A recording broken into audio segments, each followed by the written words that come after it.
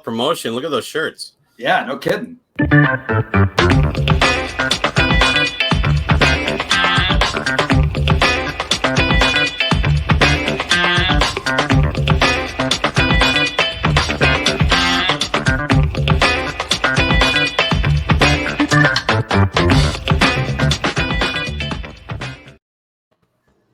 Hello, hello. Welcome to the podcast, the Roundtable.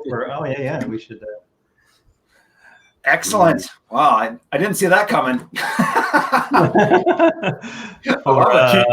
Keep it up. I'm pulling out the jerk sock, son. I knew it. See, I was wondering how long it was going to take. That was exactly 15 seconds. The controversial jerk sock. Yep. We'll talk about that later. Okay, good. I figured we warm up to it. So we are joined by two of our good friends in the podcasting world that we met in person at the Nashville Rock and Pod Expo 1 and 2. I think we went to the second one too, right? I was. Luce was not there. Yeah, he was not at 2, and Bakko missed his essence. I do want to say, though, that they were the first podcasters we ran into at Rock and Pod 1 checking into the hotel. We ran into a very drunk Bakko. That's right. He was more than me. Yes. What's that? He was more than me, or no? About the same. Hard to remember. Yeah, I hear you. It doesn't show as much with you. Yeah, I do keep it together more. Yeah, that's true. So it's Bakko and Loose Cannon from Cobras and Fire. Welcome, Bakko and Loose Cannon. Yes, thank you. Cool to have you on. Yes, cool to have you guys on. This we have no agenda whatsoever. We're just gonna fuck around and make fun of each other, probably. Bakko's got his awesome Kanye for President shirt on. That's right. You're very political. I know that about you. Well, I do have that side, but it was a gift 4 years ago. I like this guy. I like the visual comedy here. I didn't expect need that shirt. knocker. Want to trade? There's a history on that shirt. That's an oldie, right? This is one probably. Ian? Yeah, this is the oldest shirt I own. Ian got it airbrushed for me in 1992 or 1993. I wore it to the first KISS convention I ever went to. Probably before I met you, Eric. Wow. You might have been wearing that when I met you. No, I was wearing a Hot in the Shade shirt. I remember it very well. The white one? It was the white one. With the neon colors? No, not the one with the neon colors. It was a white one that had the album cover. Okay. But it was white. It wasn't your standard black concert tee. Which is the one that was supposed to be clever that said, life is like sex. The more you put in, the more you get out of it. The one Eric had from the Crazy Nights tour. Oh my God, you wore that around. That's amazing. I wore that into high school, yeah. They had you get in trouble? I had to take mine. Well, I had to wear a coat. That day I wore it, and then they wouldn't let me wear it no more. You had the same one, yeah. Same here. I went crazy with KISS. Right. Okay. Yes. So that airbrushing place must have been amazing because it's usually like family reunions, stuff like that, and then you had the elder commissioned. Yeah, and then when Eric Carr died, I had one made of him, which became my big, huge Eric Carr face and makeup. That was my convention shirt for a while. And that's retired? No more? Yeah, it's no longer around. I don't know whatever happened to it.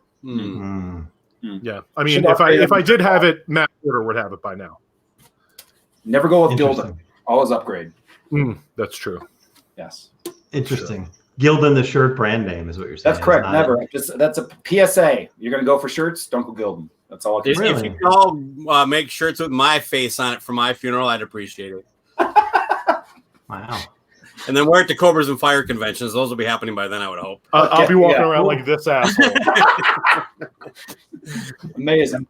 Hopefully it's a ways off and not a recent photo. I do have, besides surrounding myself with my own propaganda, I don't know how the camera works, but you notice that. Oh, I like what you have there. Ooh, nice. Very nice. Memorabilia. You were missed in round 3, by the way, both of you. Thank you. You were missed in round 2, but Bakko was enough for you both that year. No, it was good. Our ratings went up because I wasn't there. We had a huge spike. We noticed from his. He's a man of the people. That's because he was giving out ass wipes. Okay, that's true too. Yes. Cobras and Fire branded for yoke ass. Jesus Christ, can I do it? Yes, that's it. A Joni wipe. Yes. That one's been in your wallet a while. It has, yes. Wow. It's, for treatment of gig butt, fire hole, swamp ass, yolk butt, and more. And more. Just in case. More. That's right. Because it's the hot fried chicken. I mean, you really did know your audience. Mm-hmm. Fire hole, baby. And their needs. So we did. Yeah.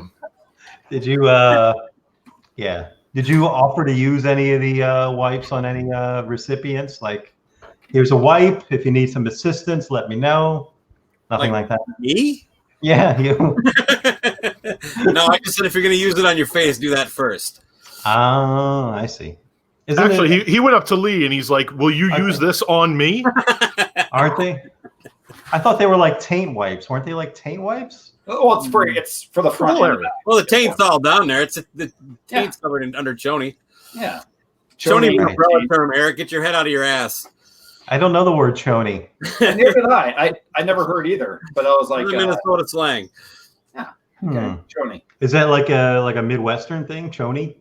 I'm not sure. I heard it just in like basically junior high school, that kind of stuff. So that's a and you didn't know it, LC Fox? You didn't know the word chony?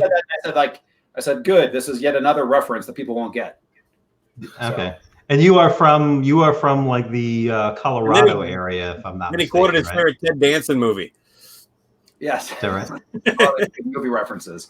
No, I'm in Denver now, but I'm from West Lafayette, Indiana. Lived around Chicago for a long time too, and then got deported to Florida for a decade of service, and then left being Florida man no more. Service. Are you a military man?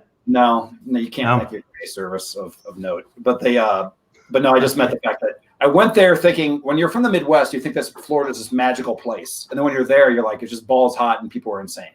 A lot of insects. That's what I mean by deported. Gotcha. Beaches, they seem fascinating when you're not around them. Right on. And Craig, you're from the Philadelphia area. That's correct, Eric. Thank you. Bucks County. Yes, from Bucks County. Right. I was listening to it's always an interesting thing when you find like a podcast that you've never listened to before. I found this podcast that goes into like the Dyatlov Pass travelers. You familiar with that? Mm-mm. People that died, story from the 30s. So they do kind of like your last podcast on the lefty kind of mystery things. And I was listening to a couple episodes this weekend, and the guy's like, when I'm home in Bucks County, Pennsylvania, and I was like, whoa. It always takes me by surprise when you just don't know somebody and you find out they come from the same place as you. Right on. Like I was watching an ABBA documentary. That might surprise you. Is there more than one? Yeah. Oh, there's hundreds. Yeah. Okay.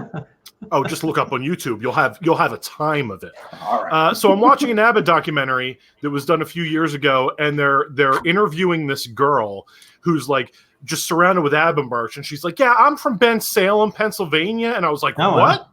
Wow, yo, it's amazing." That's ABBA fans all over. Episode September. Look for it. Wow. That's do you want to continue the geography lesson, Bakko, to keep going?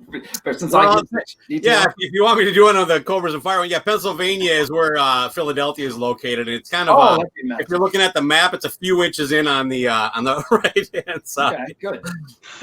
Excellent. You know what? I actually think this is probably going to be the longest I've ever heard either of you speak without dropping in some ridiculous heavy metal music.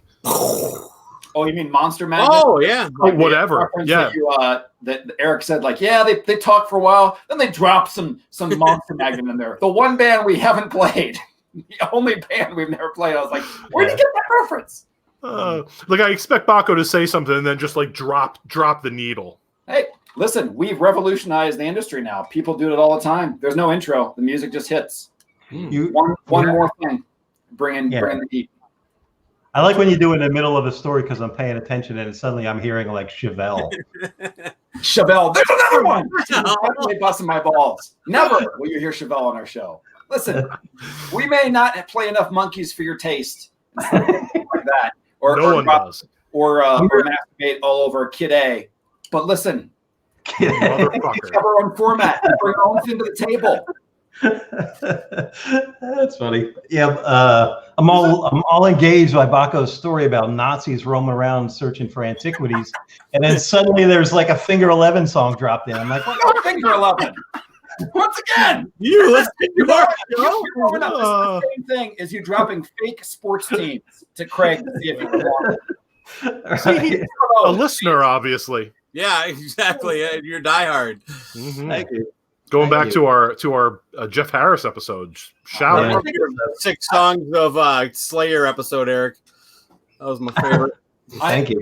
I'm fairly certain there is an agenda here. You're just lulled us into it. You're slowly bringing this in. You definitely have an agenda. And as you should, please bring it. It's called Payback. That's right. We've got nothing to say. No agenda. What do you guys think of a friend of ours? We don't have to name him necessarily, but got an RIAA warning and so had to pull his show. What do you guys think of that? Because you do drop in music. How's that make you? Go first?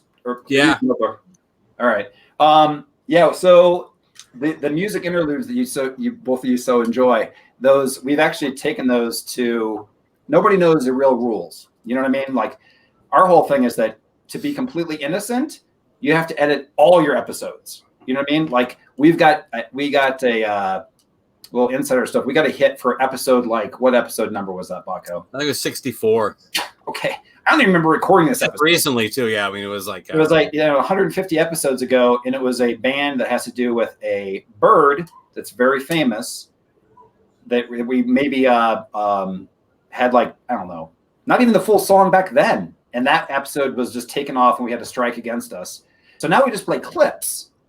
But my whole thing is that if they're going to come after us, it's going to happen because we have so much old content. But our whole thing is maybe we play a little.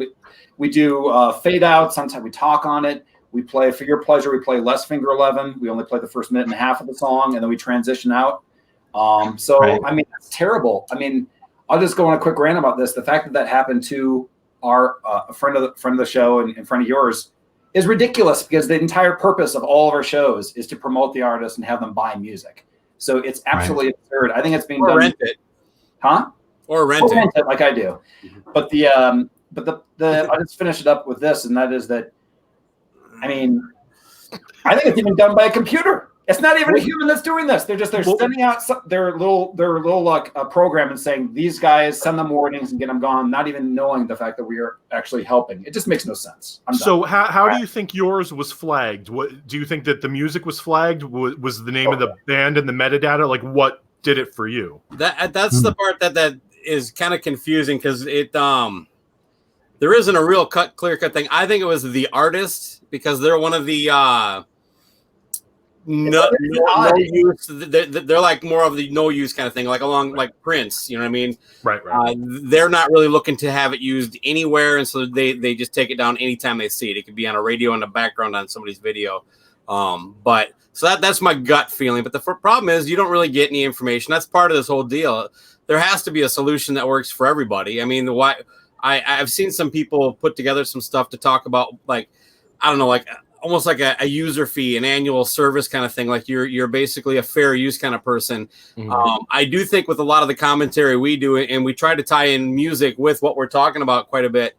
I think it definitely falls under it. But anytime I look into it, even that is confusing, and similar cases get different results. And it really just seems like I don't see, well, now that streaming is becoming such a popular thing, I don't see how it's any different than a playlist or streaming music. You know what I mean? If I can go onto Spotify and use their free app or go to YouTube Music and I can get all this stuff anytime I want, what are they really saying? Because to me, like, if you're going to tie it into piracy, is anybody really listening to our show and then in analog downloading the audio in real time and just Audacity on their computer for free? They're fast forwarding through the Nazi story to get to that Finger 11 song, and they prefer a little bit of us talking at the beginning and then at the end. It's just kind of ridiculous to even think what the problem is. We're not selling Blu-rays or ad time or anything like that. So and I know the guy you're talking about is very much in the same boat. It's promotion.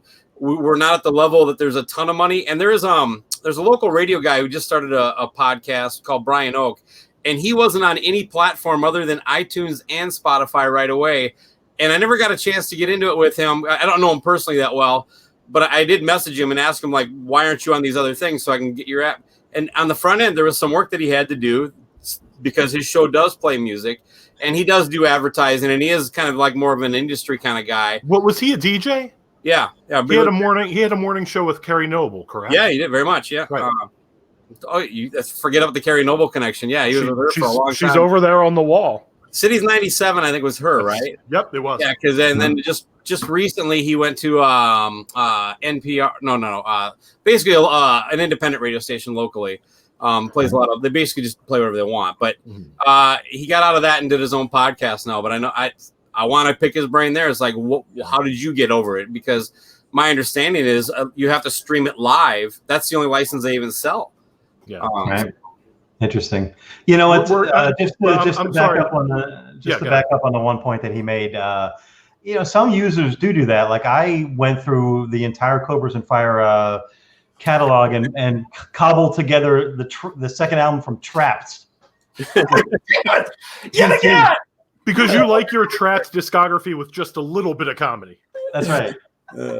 Right, just like their show. Bakko, were you upset that Jesus Chrysler went ahead with the cease and desist and didn't consult you before they went after your podcast? That's funny. As the chief songwriter.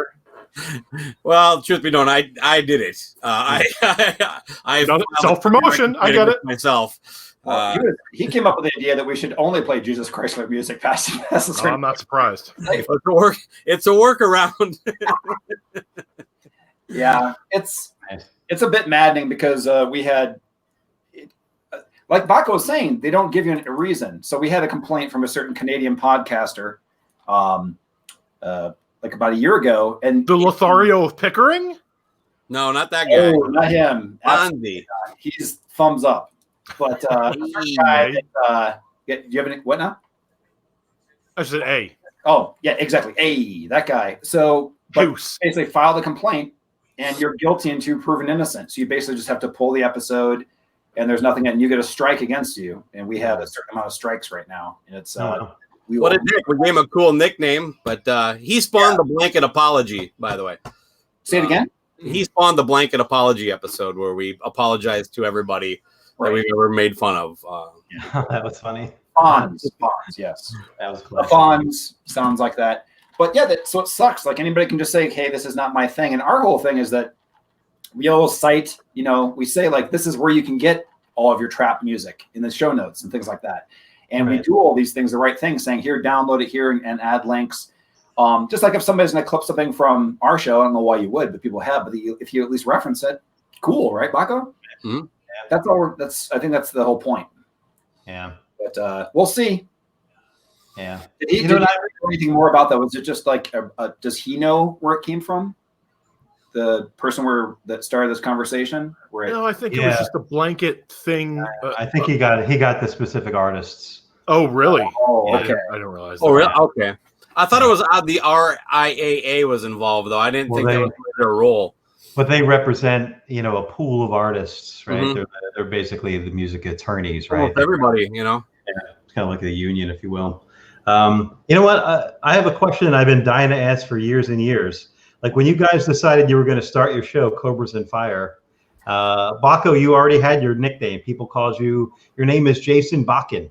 Mm-hmm. People have called you Bakko your whole life. Whereas our friend Loose Cannon has a God-given name, which is like Herb Abernathy, right? Yes. But you decided trap fan. But you decided you were going to go by Loose Cannon. What was the genesis of that, and how did you land on that? I'm all ears. Yeah. Well, I did not give myself the nickname. It was given to me at a couple one of my first jobs, where it just like basically I was called into. I got disciplined. It was basically saying that guy's a bit of a you're too much of a loose cannon. You can't see all this crap. Blah blah blah blah blah blah blah. And it was overheard by two people. Wow. So that was my nickname at work for years. And oh wow. And then I had a website called AreYouFuckingKiddingMe.net back in the day, and that was my pen name when I'd write blogs, which is Loose Cannon. I did not know that. And the other part was the fact that I figured at some point, if I'm going to find gainful employment somewhere and they Google my real name and everything online, there might be a fact that I'm connected to jerk socks, and that might hurt my career chances and my political aspirations. So right. So we shouldn't tell people that your real name is Alfred Rabinowitz, right? We should keep that. Yes, that's exactly right. That's a pretty ethnic name. I appreciate it. Thank you. Can I say something? Can I interrupt here for a second? Yeah.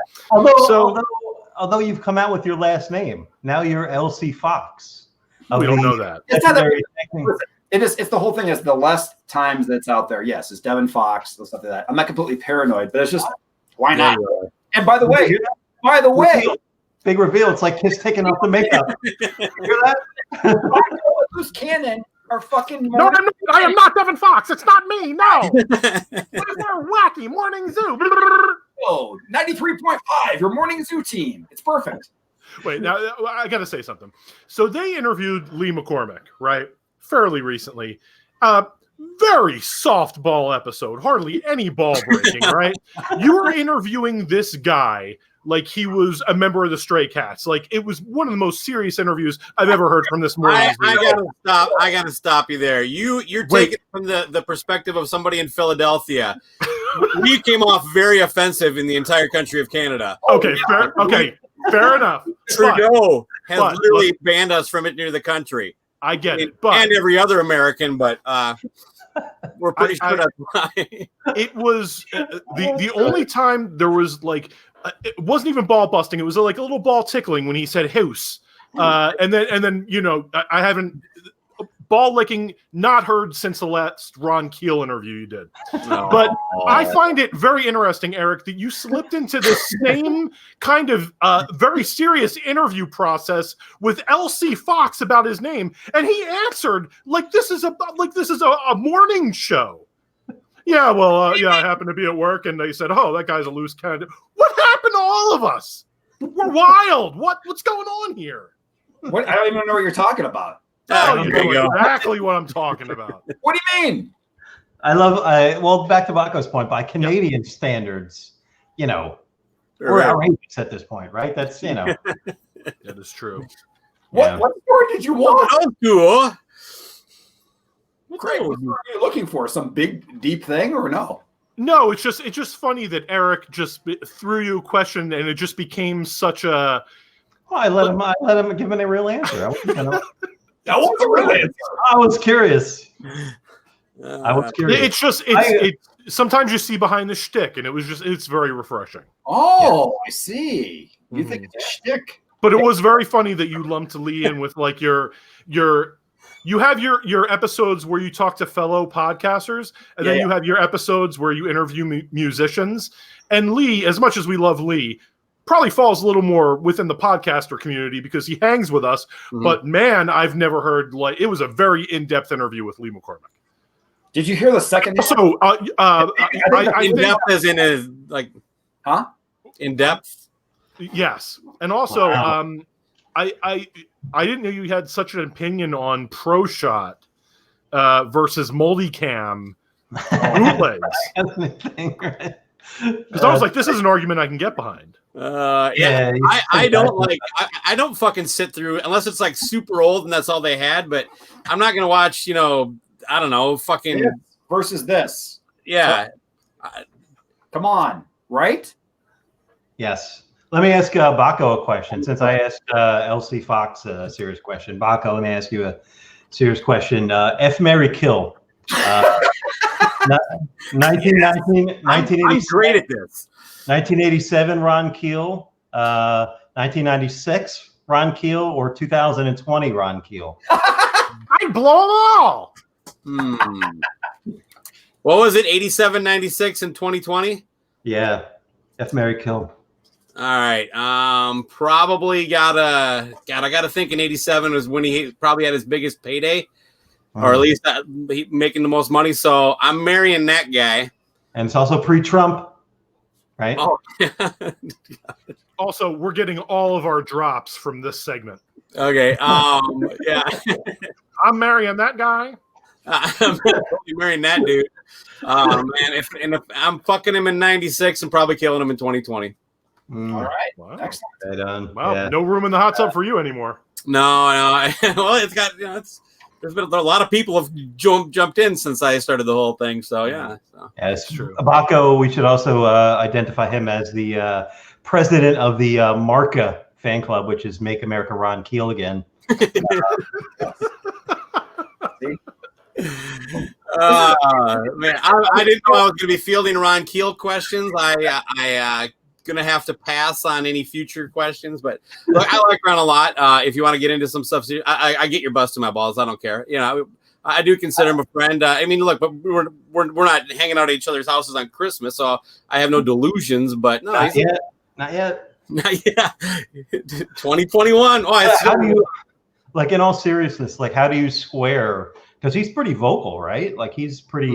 He's a hardcore MAGA guy, right? How do you compartmentalize that? I have a hard time doing that. I'm just being completely honest. I do too. It probably has a lot to do with my upbringing, because I would have to disassociate myself with so many people in my family.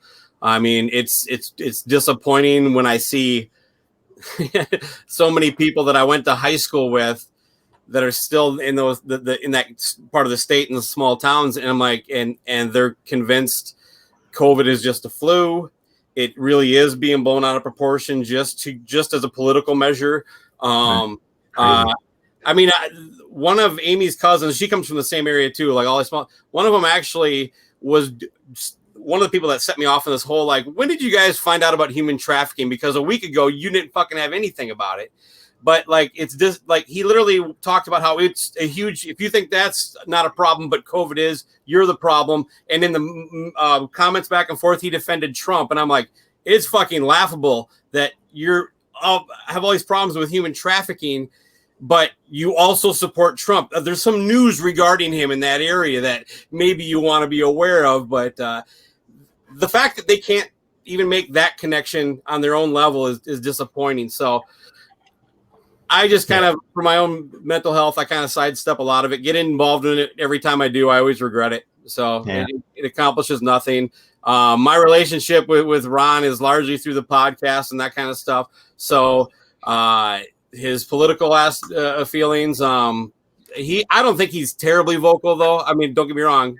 If you pay attention, you know how he feels. But that most of his posts aren't like that. So apparently LC is upset. Yeah, you're making him uncomfortable, by the way, talking about politics. I know you wanted to talk a little bit of politics too, LC, right? So who do you like in the governor's race in Colorado? Did you vote for Andrew Romanoff in the primary? What was your position? Yep.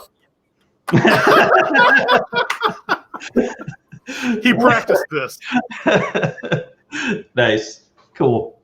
Yeah, politics not your. I think we probably know where you fall, but not your want to often speak on the human side of things. That's pretty much it. Well, then that clearly puts you on the good side. Yeah, as you would say. So, cool. How about you, Craig? Why are you making fun of politicians and it not being a problem? Say again. I want to go back to Dan Quayle not spelling potato and nobody flipping out over making fun of it. So that kind of stuff. So yeah. Imagine that, right? Like I can't spell potato. Not that that's surprising, but you know, it's a tricky word. Is there an E there? Is there not? Come on. It's a rough one. I'm not gonna lie. You should take a whole down off of potato spelling. What is this? Is this a spelling bee? Does that make a man better? I don't think so. There's spell check. If you can get beat by a word a drunk Irishman can spell correctly, you're not win a spelling bee. That's my political speech. Do not hold a man accountable for misspelling potato.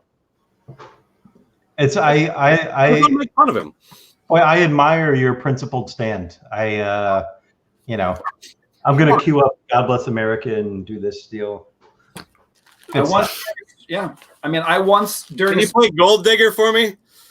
Right. That's definitely getting our show taken down. The bigger you go, the harder you fall. Mm-hmm.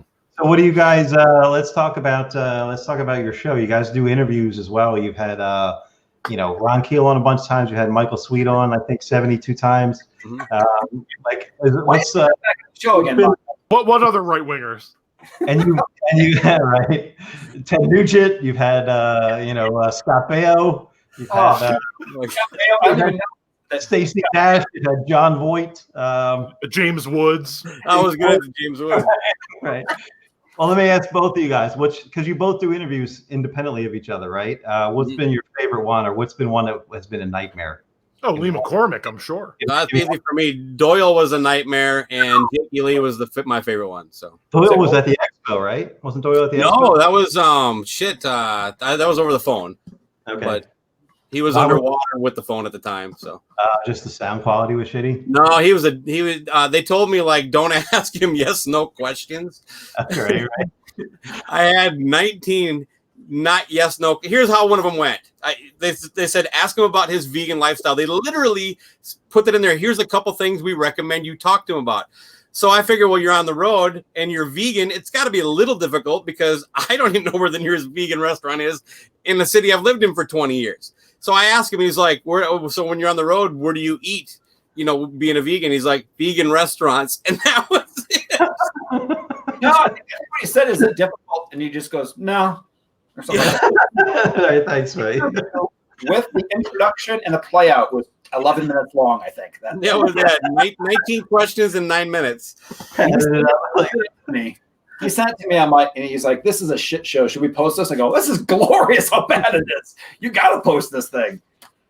That's funny. I had one. I did Andy Summers from the Police. I did him twice. The second one, he got real abrupt and kind of turned into a bit of a jerk with me, right? And I thought, yeah, I'm not gonna. As soon as he turned into a jerk. I'm like, I'm not gonna post this. And then I just kind of wrote out the interview and never posted it. But in hindsight, what you said, LC, maybe I should have posted it because it was kind of fun that he was a jerk, right? And I was cool through it, but at the time I just didn't ever. Whatever. I was like, fuck that guy, and never ran it. Like the reason people watch Curb Your Enthusiasm or those cringe-worthy moments, you know what I mean? Or listen to your show. Yeah. Exactly. Same thing. What was your favorite one, Bakko? Jakey Lee. Yeah. Yeah. Awesome. What's his status? Is it what's his Red Dragon Cartel? Was that still? Yeah, as far as I know, they're still doing it. They're just like everybody else, not doing anything right now. So, right on. How about you, LC? You've done a bunch of interviews as well. Any horror stories or favorite ones? Yeah, I mean, I think I've only done 5 or 6, something like that through all the time. But the first one that was just awesome was the experience where.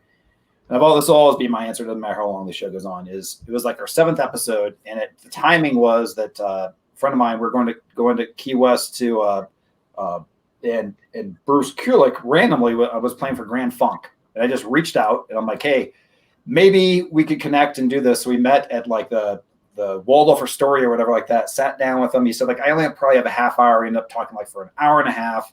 Wow. Just fired ridiculous questions, just spanning everything for an hour and a half. And that was awesome because it was an in-person, a member of KISS.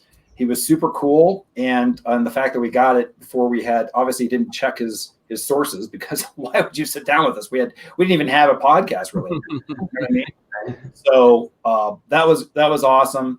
And probably my least favorite, just because I had no interest in him, but it actually was an okay interview, was when last minute Bakko said, you know what, Mike Tramp doesn't understand time zones or somebody does that. And I don't have time to do this interview. And I was at a meeting at work. And no, I had another interview scheduled at the same time already. You keep telling this story wrong. So I'm just going to forget it. Doesn't matter. You had a conflict is my point. And yeah. You interview Mike Tramp. I'm like, what? Mike Tramp? Okay, no problem. So I sat down and you would like this one. This is probably one of your favorite interviews, Craig, because I was in my car. Yeah, I tend to like the sound quality on that. I'm also partial to tin can and string. Perfect. This had everything because I was recording on Google Voice, and it was hot as hell. I was sweating the whole time. I'm like, I can't believe if I get fired today, and I'm in there and I'm leaving work, for interviewing Mike Tramp in my parking lot. That's a story. Yeah, imagine that guy interviewing the lead singer of White Lion, gone, fired. Yeah. He's a cool dude, though, Mike Tramp. No, he was a good. Yeah. How about you, Craig? Huh? How about you, Craig? What's your favorite and least favorite? Why not? Of interviews we've done? You've done. Well, I haven't done that many, Eric, to be completely honest with you, but one that I am partial to that is outside of the realm of ones I did with you or any that you did solo was when I interviewed Cosmo D from Nucleus. Oh, that's right. Thank you. Pen my favorite old school hip hop track, Jam on It. That's right. And in it, he says, you are my favorite interviewer. And I did isolate that and listen to it while I cuddled up with the jerk sock on some nights. Good. Hey, man, Jam On It is that whole thing with a high-pitched guy in the second half. I used to listen to that. It was like, did you ever have it on the album or did you just have it on like those Kmart collection tapes that we'd make? No, I had the 12-inch single and I had the album. Okay. On vinyl. Show off. Wow. Of course you did. Yeah. Okay. So sorry. Eric, when you had Gene, my favorite part of that interview is when you tried to explain to him how you knew some of the song titles from the vault, and you're trying to explain that somebody got a screen cap from his own promotion video and is watching the wheels turn in his head like he's my father or something like that. I don't understand how this happened, but that right. was cool. Yeah. Want to hear a funny thing about the Gene one? You guys maybe don't know this, but so I needed him to call my conference line in order to record it, right? I need him to call a certain number to record it. So I gave the publicist that number. He's going to call that line. I hit record, blah, blah, blah, right? I had a secondary source recording just in case shit went wrong, all that stuff, right? So I'm sitting there waiting for him to call in at the time. And then I see my cell phone ring in the distance. I'm like, that motherfucker's calling my cell phone, which I can't record on, right? So I answer it kind of within the range of the mics, right? And I was like, hello. And this is how he answers the phone. He doesn't say, hello, is this Eric? He says, Gene Simmons. Like he just announced himself, Gene Simmons. Gene Simmons. That's all he says. Gene Simmons.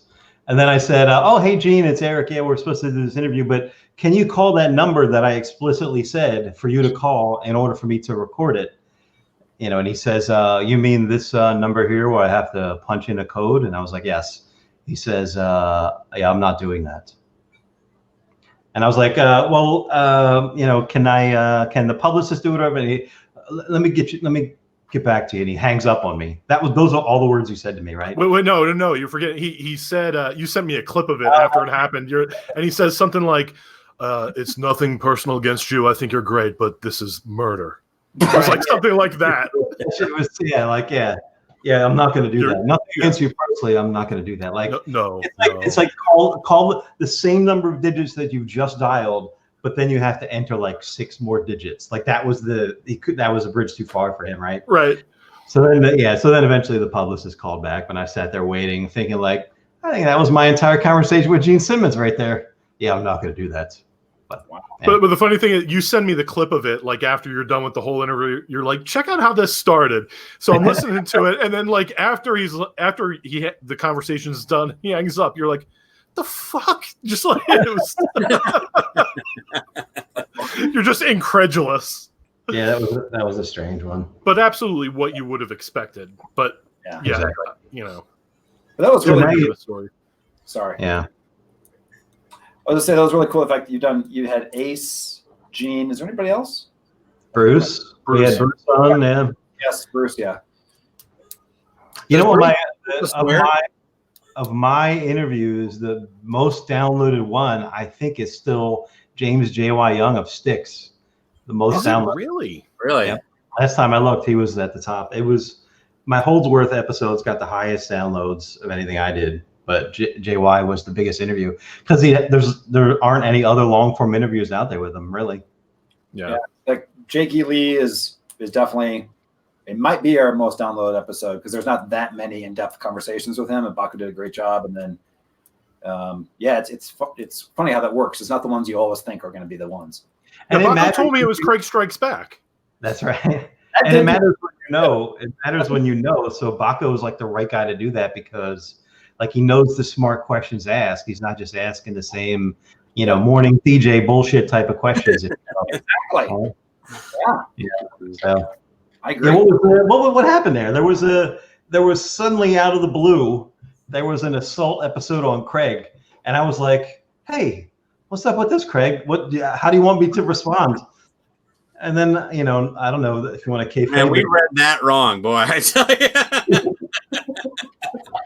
And now I got a bunch of other people like, hey, man, what's up with these dudes? Like going after Craig. Like, I'm not even exaggerating. Which is amazing because only 2 people reached out to me. And yet everybody I talked to, 10 people reached out to me and said, oh, it's fucked up what they did to Craig.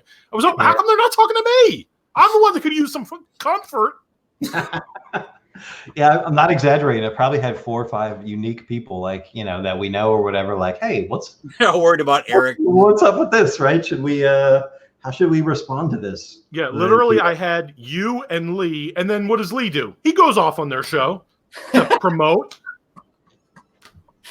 You seem totally fine with us. Everybody agreed with us, Craig. They just. I've always thought that about Craig too. Kind of weird how he has a chair in his. It's a couch now. Well, maybe it's maybe you needed to tickle Lee's balls a little more than shitting on Chet. See, interchangeable. Chet Atkins. Were you going to say Chet Perkins? Carl Perkins. Oh man. I will say, in defense, we were making fun of Craig. We were making fun of his furniture. You go back. Listen to it very carefully. It says take the man out of it. Let's talk about what kind of man. Well, I guess it goes back to the man there. Wasn't the quote? I picture him listening to Debbie Gibson tying himself off with those bandanas he loves so much. That was a compliment. Yeah. There it is. You said this is the greatest planned episode I've been part of. Amazing. Look, I love it. You motherfucker. And you've been there. Look at that. And now the soundbite you look forward to listening to when you do. I guarantee this is how Craig does it. He listens to the show, he hears his name, he hears you motherfucker, and he bails. That's it. That's good. That's one download. Oh, there are times I was like, I'm not sitting through this morning zoo bullshit all morning. This far. That's right. If I don't hear my name in the 10-second skips, then hold on. To the recycle bin with you. Don't come after us. Then you miss out on a new hit by The Flies with a Z. Flies. Get another frequent play on our show. Fly. Yeah. And shortly after I went out to Minneapolis and I met up with Bakko, and there were a couple weeks where I was like, I'm not sure what's going on here. I'm not sure if this friendship's where I want it to be right now. Man.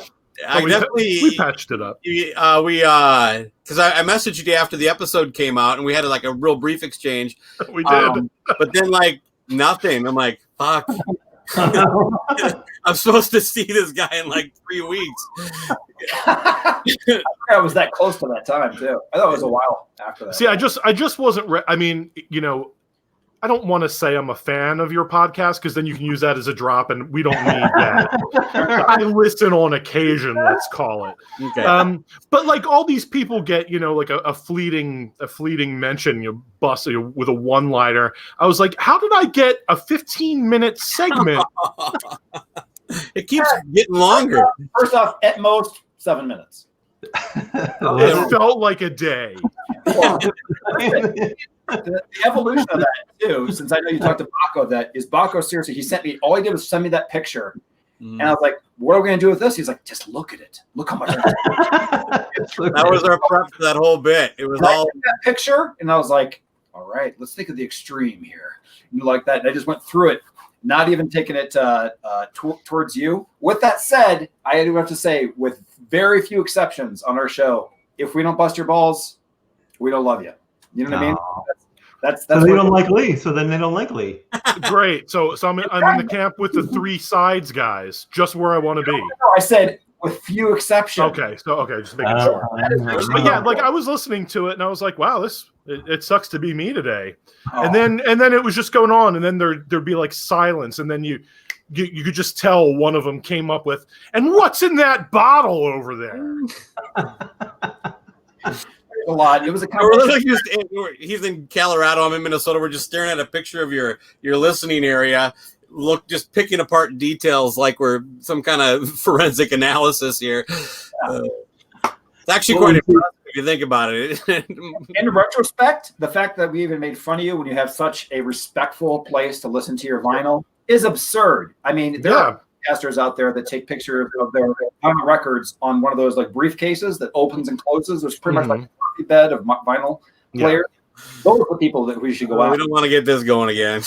Do you just screenshot your Spotify playlists when you're sharing what you're listening to, or? What I actually do is I have a vinyl player that streams Bluetooth to a speaker, and then that speaker streams to another speaker, and that's how I like my vinyl. That's fancy. Warm. Yeah, it was one of the. It was fairly early on in the podcast. Like literally, this LC guy sends me, and always very respectful to me. Like even when starting out, he was like asking for like sound, like tips and stuff. I did. So we always had a respectful back and forth.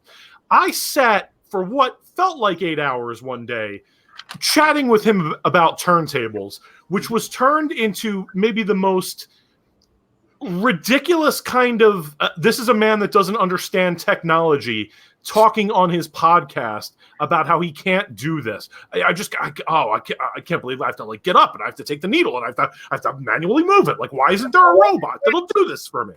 Like literally. You understand? Maybe you're a man that is not easily distracted, Craig. Maybe you have the attention. Have you heard our podcast?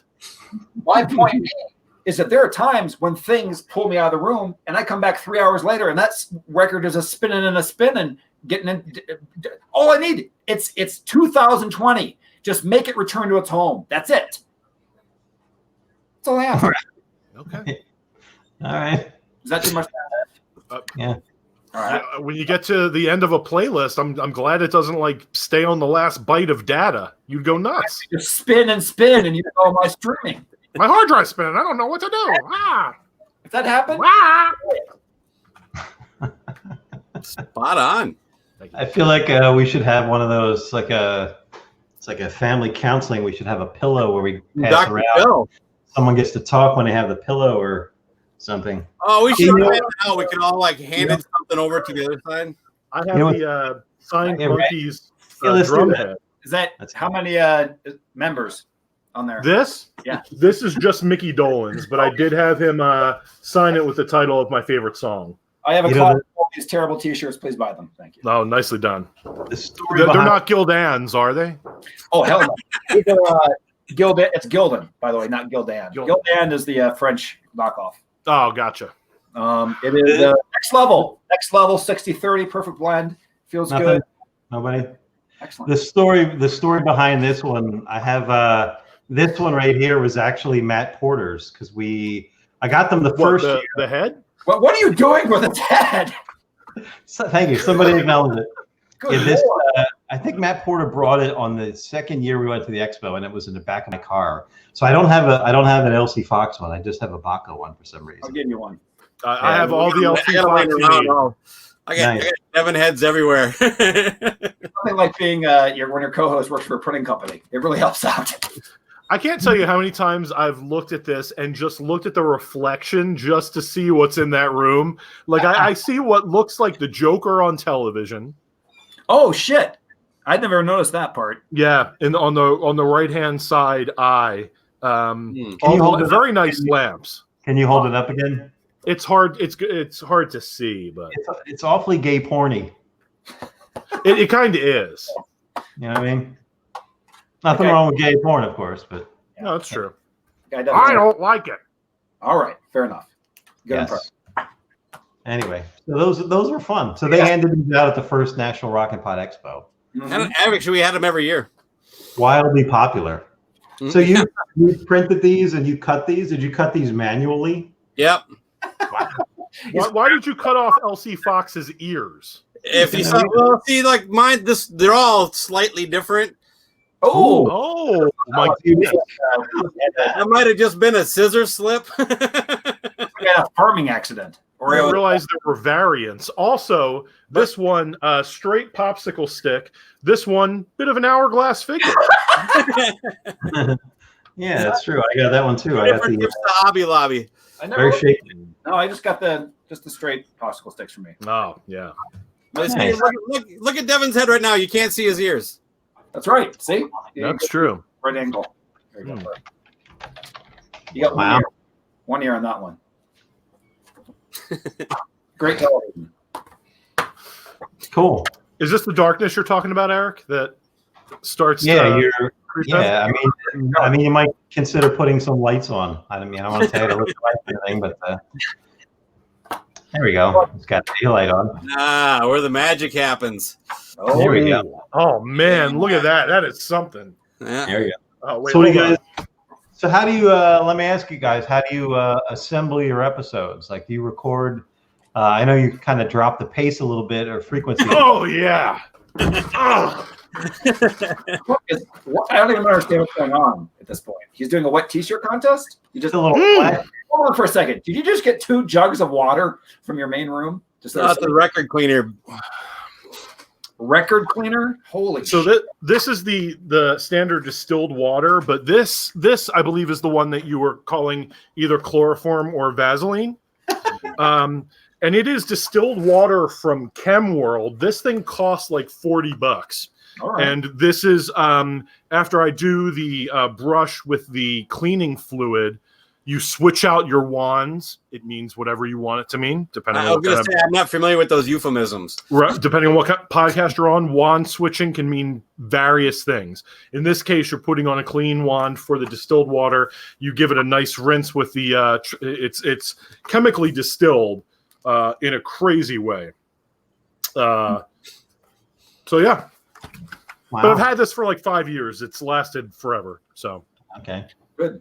just cleaned a bunch of records today. Oh, feeling good.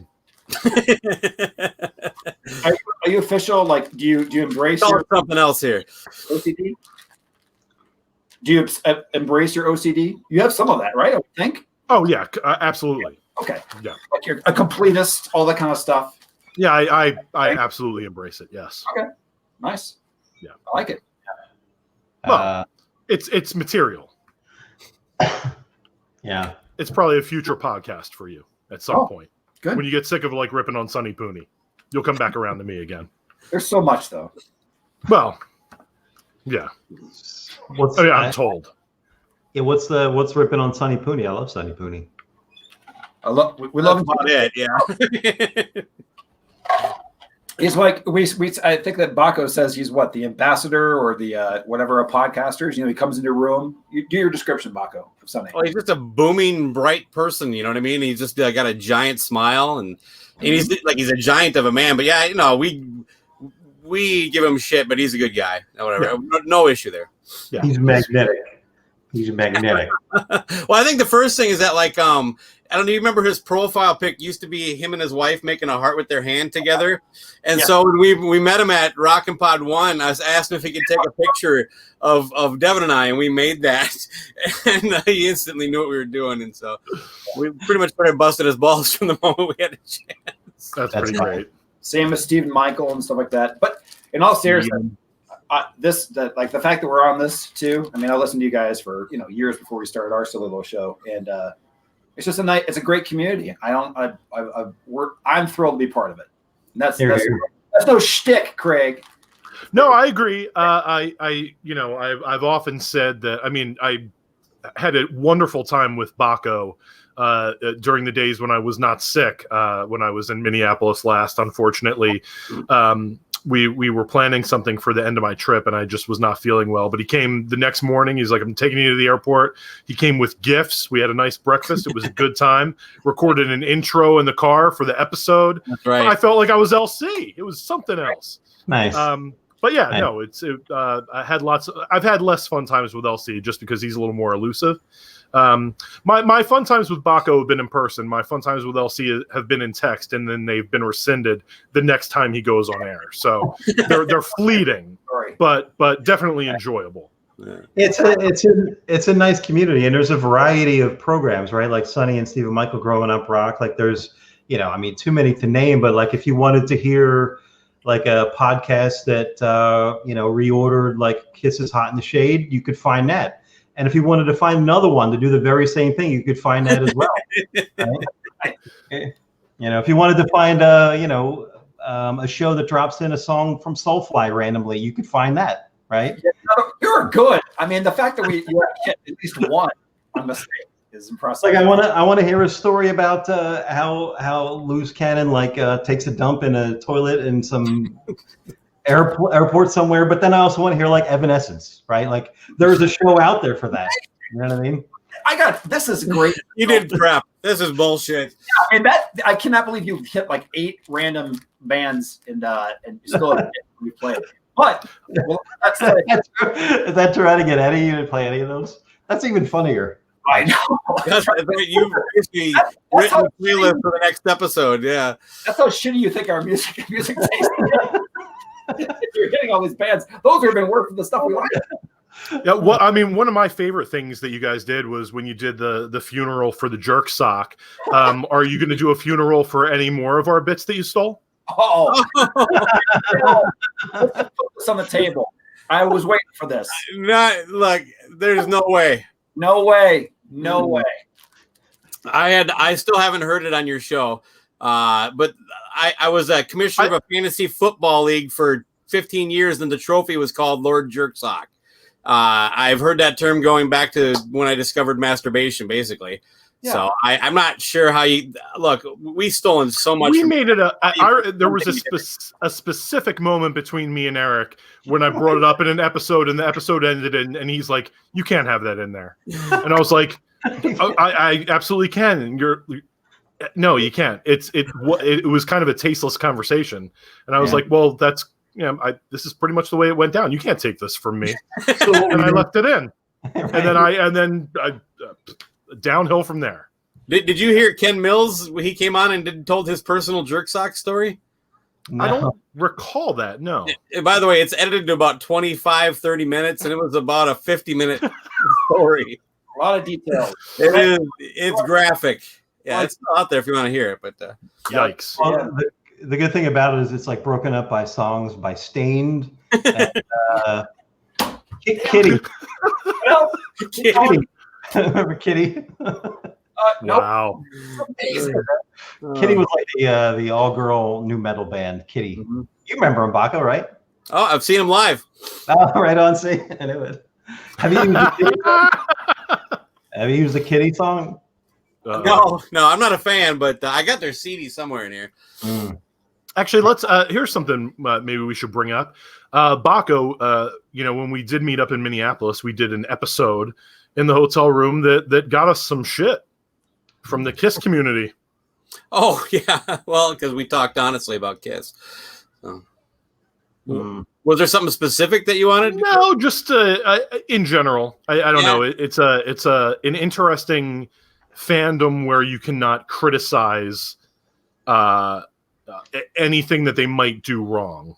One of our closest friends is can't even talk about complicit in this. Tables being dusty. They get upset about that. So that's true. Yeah, interesting. Well, those people have some issues. Come on. They also have their own shows. The greatest thing is that but I'm gonna say, did you guys do 5 years of Kissmas or 4?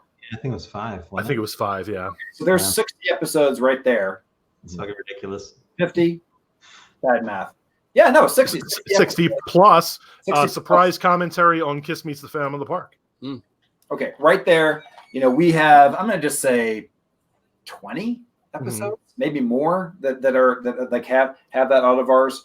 So I think we have the right to say stuff about it, and they're fun to talk about. I mean, give me a break. You can have how much fun is it to talk about Led Zeppelin much? There's nothing there really that much as far as like just it's so much fodder. So if you're not be offended by it, listen to another show that worships and just come on. Yeah, I mean, I would have not out there. Yes, there's plenty out there. It was shared in the KISS room, and we got some shit about it. But I'm kind of the opinion that there was a lot of these assholes don't know what they're talking about. But I think it would be obvious for anybody that listened to the first 5 minutes of it that we very much know what we're talking about and have devoted a huge part of our lives to this incredibly silly band. Right. Exactly. Yeah, exactly. You're not a true fan, all that kind of nonsense. But. Yeah.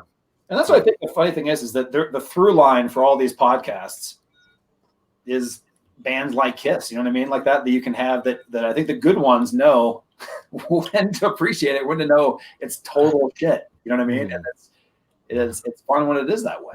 Yeah, it's a weird thing about fandoms, and the KISS one is can be a particularly weirdly protective one.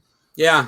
It's kind of like they still feel like somebody's gonna push them into a locker when they're walking anywhere. You know what I mean? It's like because I remember having that chip on my shoulder too. But then puberty hit. I met girls and I went to college, got full-time employment, and suddenly things seem a little less serious. So right, wasn't that big of a deal? Yeah. But even the ones that preach not to be critical in certain rooms that involve Kiss, they have a sense of humor about it too. Maybe they're just not as public about it. Yeah. All right. Yeah. I mean, maybe if they dropped in some Alien Ant Farm now and again. That's true. Fucking amazing. That's true. So impressed how far you've gone. It's like I had some secret list of bands I despise, and Eric found it. That might be DJ was fun. I like, but it might be the end. I'm kind of scraping the bottom of the barrel. I can't think of any more. The amusing thing is that one of the things that we set out to do as far as the to make fun of our music taste or not was not to play the bands you find on Octane on XM on satellite radio. Those new bands, and those are all the ones you always hear so far. So that's right. Yes, cool. I had a local band called Octane, and they were of the same cut from the same cloth. Not so great. That brings back memories. Remember them, Octane? We probably saw them like open for Ace back in like '93 at the Cell Block or something. That's right. Probably around those times. Yes. So you do go back because I like to go back to the jerk sock. Do you actually think that we did steal that? Because I would fully cop to it if we did. It was this is how I remember it, and I don't think I told you guys this. I think I was on your show at Rockin' Pod 1. And there was like a reference to the jerks. What's that?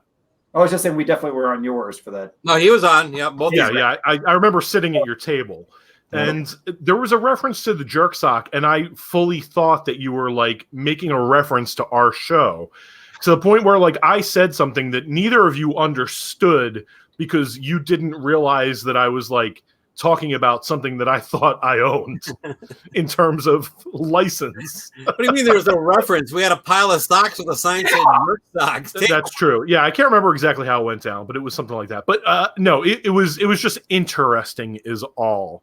Because I had a shtick. It was titty balls and filling socks, and that was it.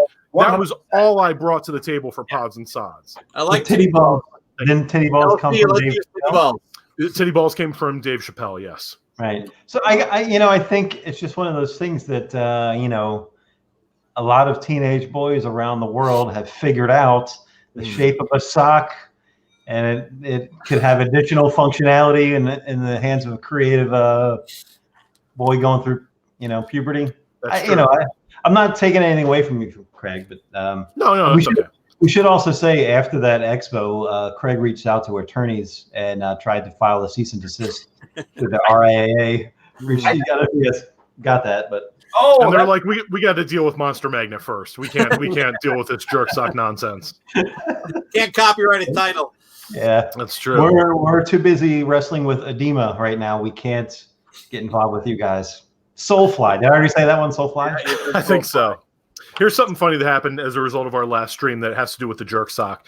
Yeah. So when we did the thing last week, I was talking about how I made my baiting comp in the early 90s. Your VHS collection of your favorite scenes from the likes of the Michelle Bowers of the world, the Devin DeVasquez's of the world. Shannon Worry? Right. Who? Shannon Worry? Yes. Oh yeah. Huge.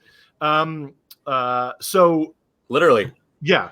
So literally, when I made one of these baiting comps, Eric came over and helped me create a program to make titles on my Commodore 64 that had like a scrolling function, and then between every clip, I would have the actress and the title like written out like MTV titles. So Megan and I were going back and forth today, and she mentioned something about the baiting comp, and I sent her a clip of us talking about that. She's like, "Wait, you actually that wasn't a joke? The whole thing with the titles, you actually did that?" And she thought that was endearing. Yeah, that's so sweet. So it's all about find the right woman. Mine was way more lo-fi, and nobody knew about it. For every Mr. Skin, there's a Mrs. Skin out there behind him. That's true. Did you ever lose any footage because you didn't quite hit the pause record button quite right, or you know? Well, we Eric and I had a term for this. It was called landing on Andrew Stevens, which means that you have to time your shot exactly right, or else it's going to be, you know, if you're watching Almost Pregnant, it's like, oh, there's Joan Severance. No, it's Will James. You know, so you have to. No, right. I meant on the actual recording when you created them, because I know the forehead VCR was like, it made a huge difference. It's like, oh man, we called it a clean pause in my neighborhood. A clean pause, and you know, some of them you could get slow motion, a really nice slow motion. If it was recorded on the right deck, it was really something. They're so pulling all these clips, Craig. You know what you're just giving them, right?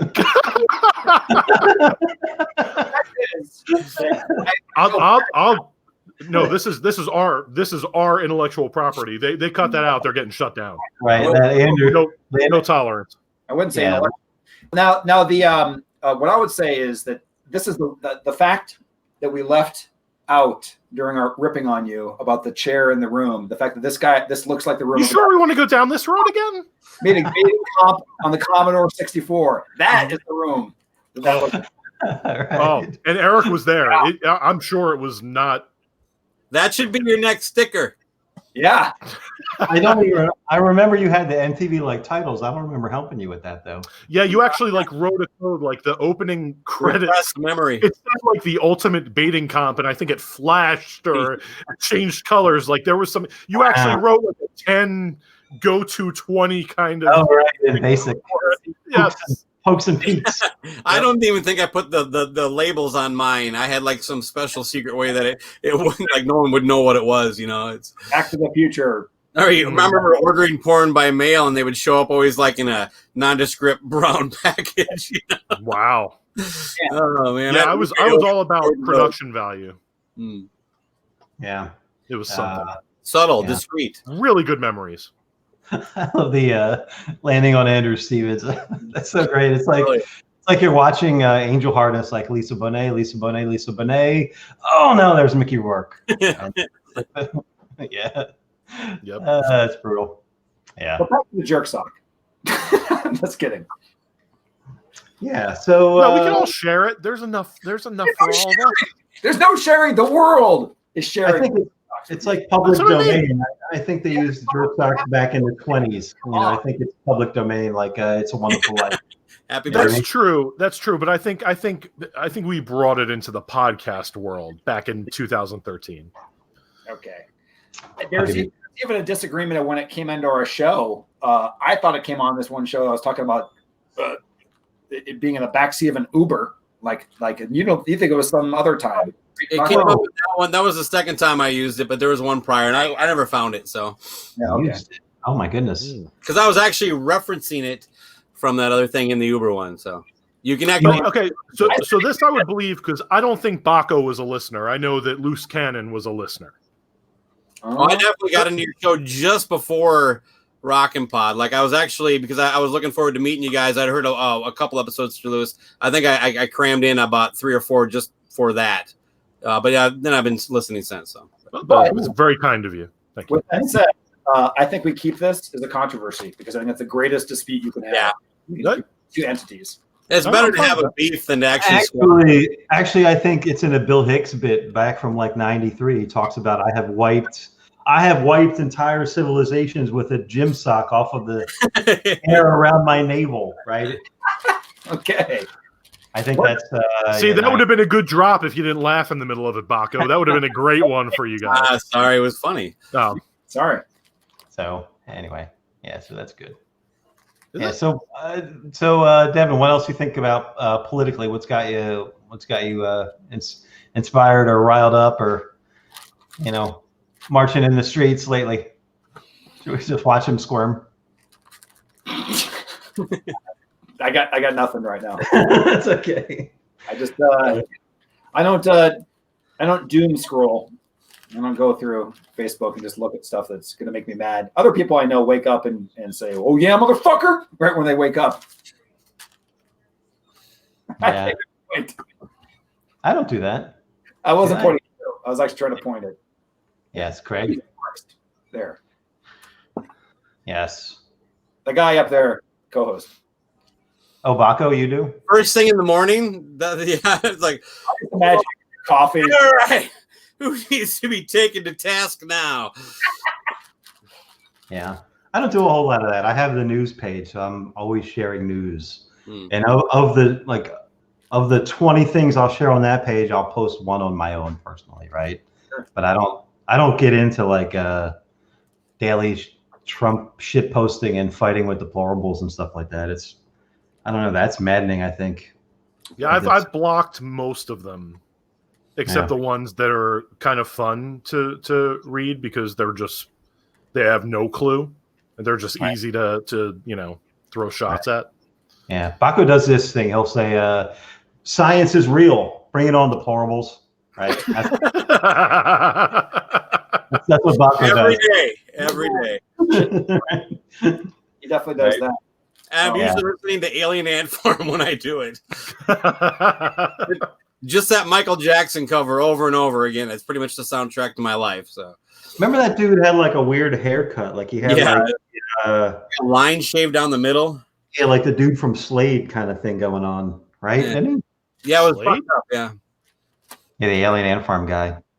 I don't know what the dude from Slade looks like, but he basically had like almost like a buzz cut, black hair with just a line shaved down the middle, like a football helmet stripe or something. Yeah. Interesting. That's cool. You know what I like about your guys' show more than anything is when you drop in an Adelita's Way song. That's cool. I think you already used them. Did you not use them? I haven't heard that one yet. No. Have you used Adelita's Way? Mm-mm. Close to that is what Asking Alexandria. They've had a song on our show. There you go. That's a good one. Yeah. Adelita's Way is actually a friend of mine's nephew, so I'm not shitting on them. But I was just going to say, are you pulling these band names from like requests from publicists in your email box? Oh yeah. You get them all the time. You guys know. Amazing. You got your email once to these publicists and like. Now I'm trying to think of shitty '90s new metal bands, right? Yeah. Shitty. I'm not being legit about that. I'm just saying names that you've heard, but you don't really know what they sound like. I actually liked Finger 11, by the way. Anyway, one thing. That's right. That was a great song. Familiar. And the Paralyzer, right? Wasn't it Paralyze? Was that? Yeah, I like that song. That was cool too. What was the shittiest '90s metal band? Stain, Limp Bizkit. Somewhere in there. I don't mind Limp Bizkit that much. They're not a huge fan, but Stain sucks.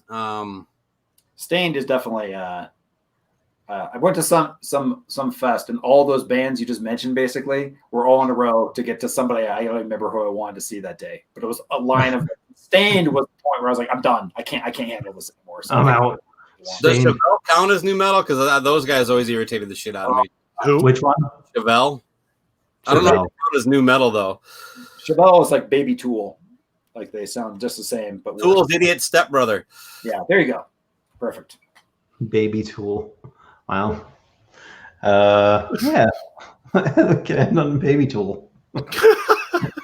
Baby Tool. Fuck, Jerry sucks. Yeah. So what do you guys have coming up then? Brand new interview drops Tuesday. Devin's first in a while. Ooh. Yep. Who is that? A band that you should have mentioned to bust balls. It's the former lead singer of Bubbleflex. Bubbleflex. It is his new band, The Lonely Ones. They're actually really good. I think that they're very melodic. They're not like a terrible name. I asked them about the name too. Bubbleflex is a band? I thought that was like an infomercial exercising. That's what I thought. Oh, no kidding. That or a creatine supplement at GNC or you think Bubbleflex is that thing, the shake weight. Remember the shake weight? Oh, yeah. You should. Yeah. Shake weight. That one's coming out. What else? What else is coming up? Yeah. I'll use it on one hand. I believe I might be guesting on you guys podcast. That's right. So Melvin's is coming up. I think Craig, maybe Eric is right before you at number 11. I can't remember who it is, but I know I have you for Pearl Jam for 10. For some reason, I'm blanking on Craig. Who did we line you up with? Or Craig is Pearl Jam 10. Eric, I don't know. I wasn't prepared for this question. Might be at Soundgarden. Soundgarden, Super Unknown, yeah. So I think those two are next, right back to back. But and then Craig, you come back towards. I think it's actually Vitalogy, or Versus first, and then 10 is later on in the list. So yeah, Okay. Cool. look for those. But yeah, that's been a lot of fun. The kind of side cast to free Devin up to spend time with his family. But just counting down the grunge record. So How does his family feel about that? Are they enjoying the more time with him? they got a dog. Are they? Right. They call you up. They're calling you up, Bakko. Like, hey, can you book more of his time? He's got a little too much free time on his hands. He's joining the Pods and Sods live stream, so I think that tells you something. Yeah, I do have some free time, but I gotta tell you, the whole thing that we did like one a week for 3 years or 2 years straight. I don't know if we got a solid 2 years, but yeah, it was somewhere around that area. Yeah. That's a lot to keep it going and everything like that. And, our biggest thing was that I love hearing those because it's like I'm listening to new content that I'm not part of, but yet it's on the same stream. It's cool, just like you guys having the different things on your podcast network. Something else we stole from you. Yeah, exactly. Oh, yeah. Anytime I see the word network, unless it's Dan Reed, it's coming from us. It was like Bakko had two ideas that was count down the 25 grunge albums or do something called the 7-pack. I like that. Nothing but 7-pack. Pretty good. That's pretty good. Yeah, you know, it's I haven't posted a lot of episodes lately. I'm in a lull, right? And the fact that our friend show got pulled with the music, and now I'm like even less inspired to jump back on because you know that's kind of the whole gist of that, right? So, yeah, I don't know. Yeah, I mean, it's been a discussion like, you know, if it comes down, what's going to happen? Our entire back catalog will be gone because I don't think Eric or I are going to go through 300, 400 episodes and recut them. The ones that I've done lately, starting with the Radiohead episode that went out this month, I've been saving the files for in case I need to just run a musicless version of it that I can just swap out.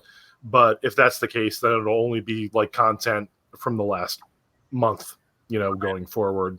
If it should come to that. For like the first couple hundred episodes without any music, and then you started adding music, and then this bullshit started. It's kind of But then I was thinking, like, our theme song literally is ripped off of elements of Kiss music, so like, the theme would be in question.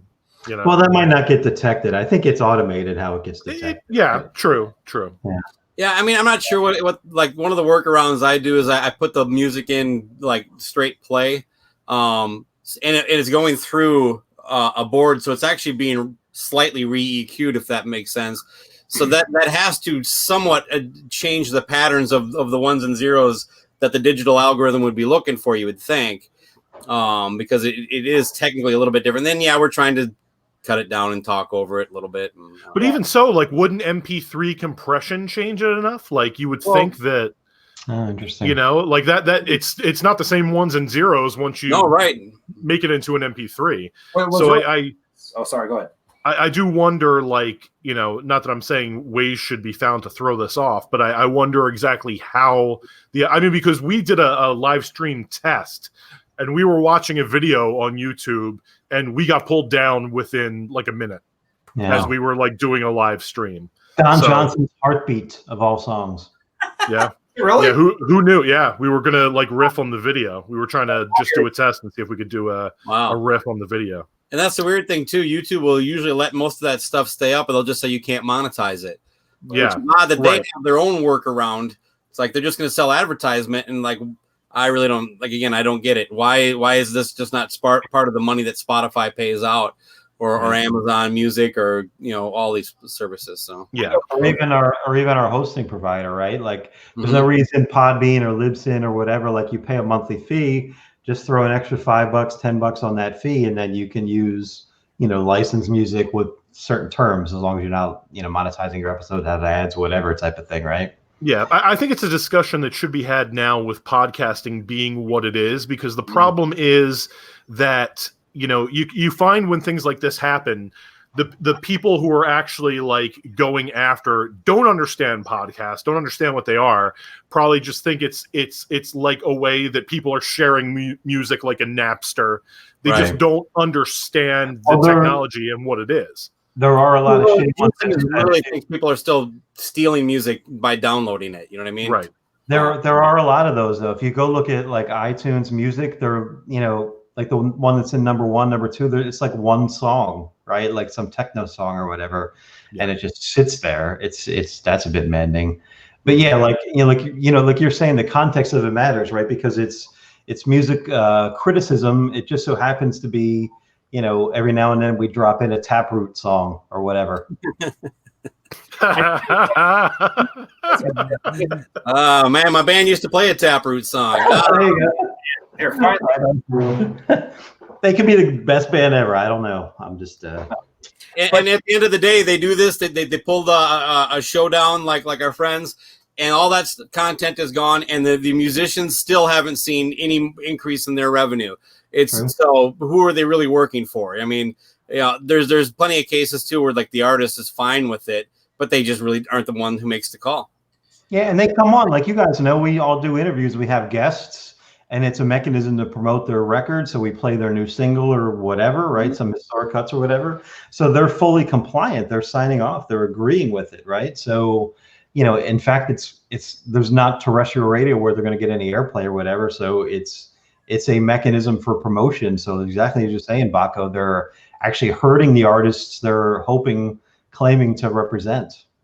Yeah, I actually remember when we did our first couple interviews, like Al Stewart and Angie Hart, some of the other ones, we actually like asked them during the call, like we told them so that we'd have like a recording of them saying that they were, even if, it wasn't up to them, they always said, yeah, absolutely. Like, just so that we had some kind of, something to present if something should ever come down.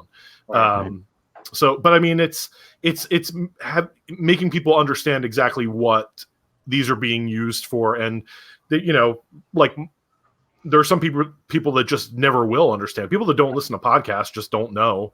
They don't understand the critiquing thing. They don't know what Brad Page is doing. Right. Yeah, I mean, the only thing I can see would be valid is if we had advertising on our show. Do you see? Right. Then you're profiting. It's the same thing as uploading some band's album and having those ads on YouTube every songs when you're listening through it. But otherwise, I will say this, from the computer thing, it just reminded me of it. Like way long time ago, I used in the beginning of Shout Out the Devil, Motley Crue.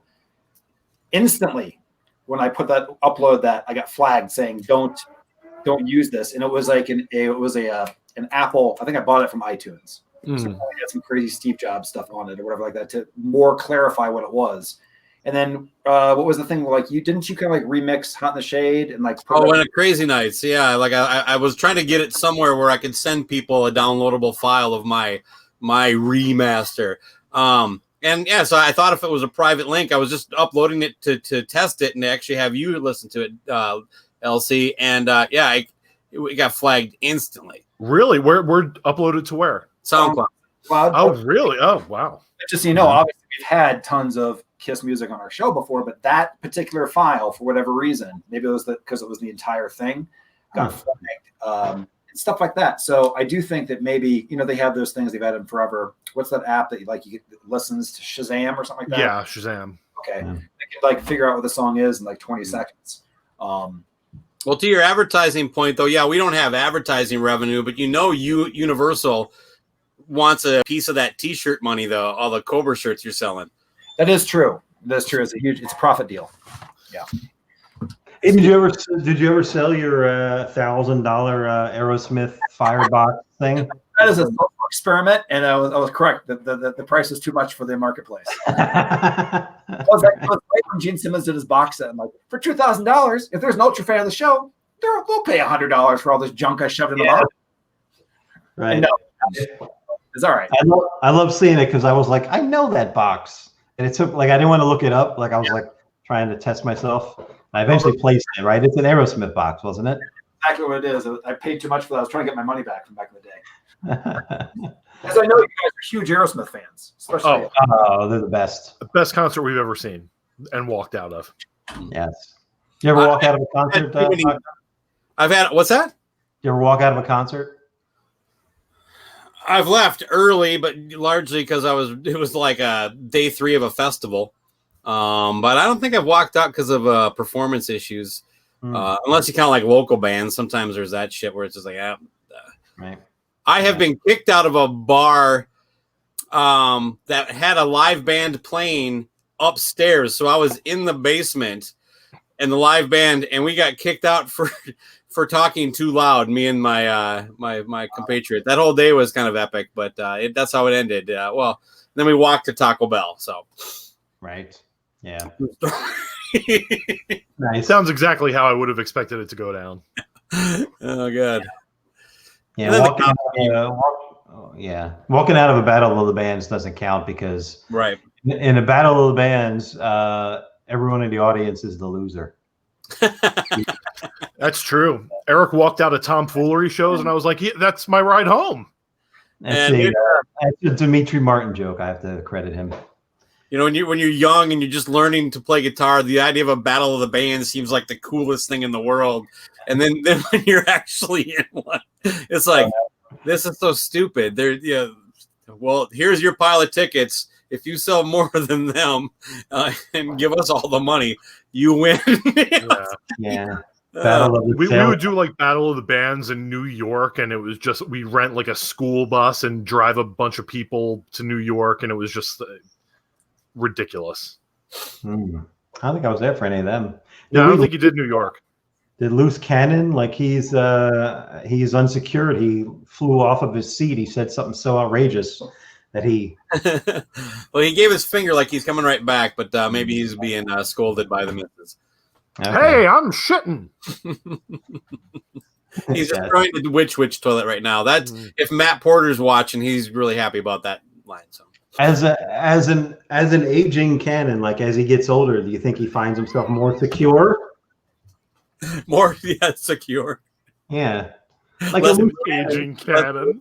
A loose cannon is like on the ship of on the deck of a ship. Like it can't be contained. They fire it and it, right? It's not secured, right? So they have to secure a cannon while they're firing at the enemy ship, right? Otherwise, the cannon will recoil and destroy your own ship, right? That's what a loose cannon is, right? So they have them all battened down. So ask him. Oh, he went to get the box set. No, I had to deal with children real quick, but and they're in the box. It's just like the other one, except it has a sticker on it, and it had a bunch of all that shit I just showed on the show. That was all in here. Nice. Yeah. Look at that. Oh, he just damaged the $100. The holy grail of. Can you imagine? Somebody was watching, like I was about to buy that. Yeah. So I'm not buying it damaged. I wanted it mint. Remove from cart. Nice. That's right. So I don't know. Bakko, did all your Kiss vinyl stuff get taken care of? Weren't you like waiting on some Kiss replacement deal, Dressed to Kill, in a different shade of red or something? No. I bought the reissue on that was supposed to be like a smoky looking thing of the first album, and it's basically a solid piece of white with the black sperm in the corner. And it turns out that was pretty common, but mine also came with it was actually damaged in the manufacturing process. So they did send me a second one, but no, the customer service experience with Sound of Vinyl pretty much turned me off from them. And by the way, there's a lot of Kiss collectors out there that would want me to point out Kiss has nothing to do with that. It's not their fault. It's Universal. It's Sound of Vinyl, and you can't blame Sound of Vinyl because it's a pressing issue. It's like Jesus fucking Christ. I work in printing. Yeah, you can fucking hold the people taking your money accountable. And by the way, usually when the product goes to market, there's somebody that signs off responsible for it. That actually looks at it, says, "Okay, let's sell this shit." Right. Are these like the 2014s just being repressed on color vinyl? That's my understanding. I don't think they're remastering them any further, but and honestly, like same covers as the 2014. The Kiss one is definitely more of a current digital printing. It's very matte, and that was part of the production issues that like there's this kind of weird offsetting that kind of crushed in the corner that to me, I didn't see that on I haven't bought the first album on the 2014, so maybe it is the same there. Yeah. But none of the other 2014 ones I bought are like that. So I'm guessing they're printing some of them. But I heard Kiss My Wax say the solo albums were the exact same cover for that. Oh, really? Okay.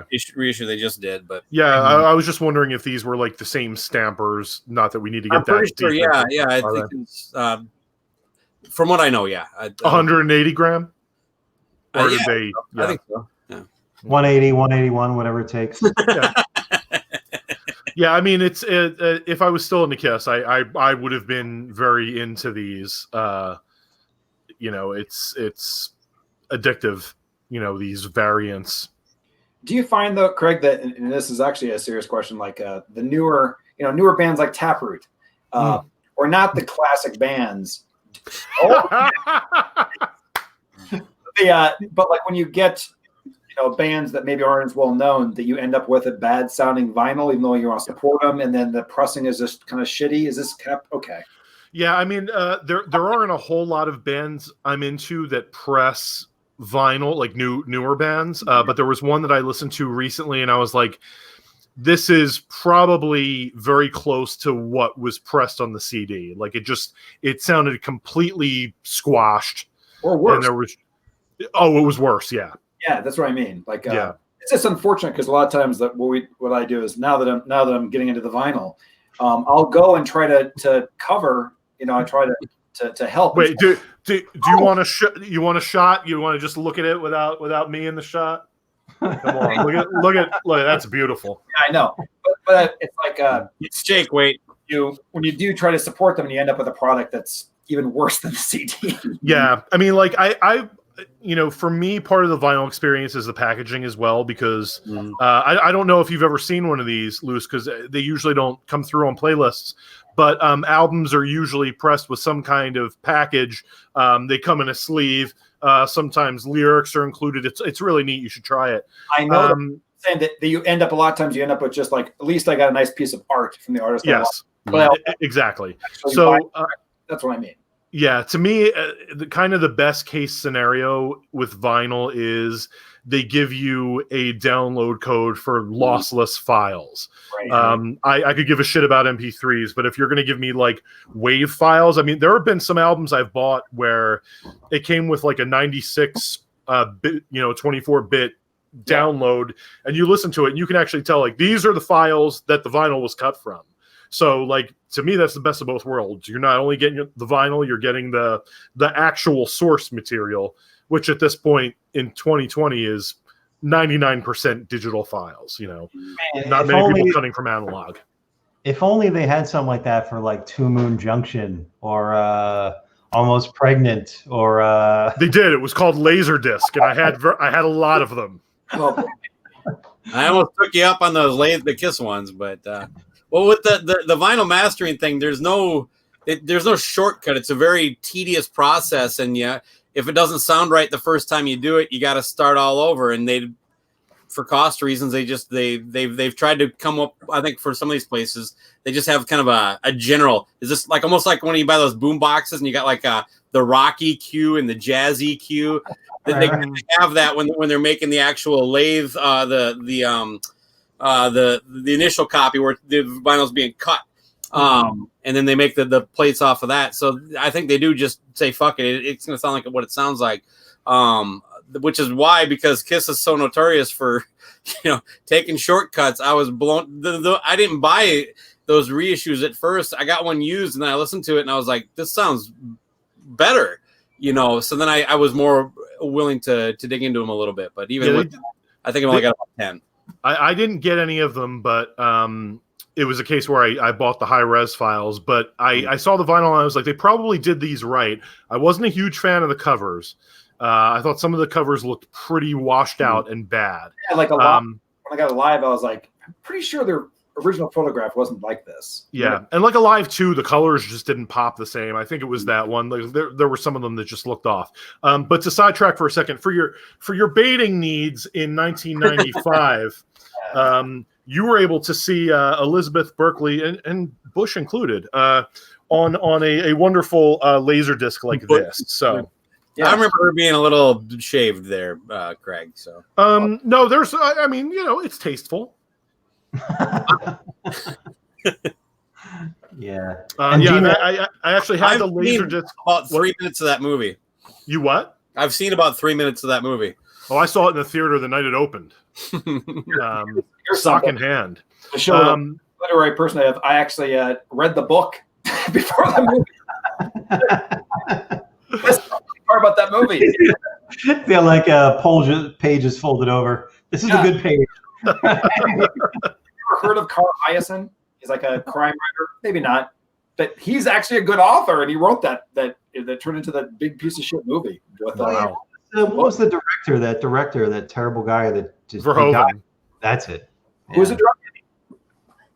Paul Verhoeven. Paul Verhoeven. That's who. Right. So it's like Basic Instinct. Okay, Did gotcha. Bakko go to rub one out? What? This was very abrupt. I mentioned Elizabeth Berkley, and he's gone. Well, that's right. The timing is not good. That's true. Somebody's watching Saved from the Bell, and I'm uncomfortable. What we like to do is when we guest on their shows to just see. He's even wobbling. What is going on there? I don't know. I was more of a Voorhees guy. Nicely done. My battery was dying. I just had to plug it in. Oh, thank you. Okay. We appreciate your effort. Lark Voorhees. Yeah. Mm-hmm. That's yeah. So as Lisa Turtle, yeah. Yeah. I've been watching old What's Happening reruns, right? Wow. On Roku TV. And you know what's funny? Like I haven't watched them in 35 years, right? And I remember everything about them. Like I remember, the one-liners. I remember like all the positioning and everything like that. Did you ever do that? Like watch something that you haven't watched in, 35 years, 40 years, and but I never get that. Back like as a watch. Yeah, I'm typically disappointed. Like it didn't hold up to my memory or something. Yeah. Other than Facts of Life, still love that. Which one? Right. Facts of Life. Yeah. I say What's Happening up. I'll go to bat for What's Happening. Yeah, like when I saw Dukes of Hazzard, I was like, how is this show even on the air? Like I would watch it. I just thought that was the greatest show. That in the 80s. I was like, and like all these older shows from the early 80s, I'm like, man, TV used to really kind of suck compared to now, As far as like the quality of writing and all that shit. Yeah, I don't know. Dukes of Hazzard, like if you What's Happening. Except What's Happening. Yeah, it was good stuff.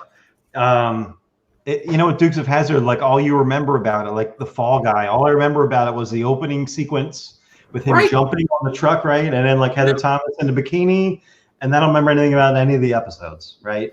Right. Dukes of Hazzard was just the car jumping, right? Riding through a fence, bales of hay, that kind of stuff, sliding over the hood. Great song. Yeah. Don't remember anything else.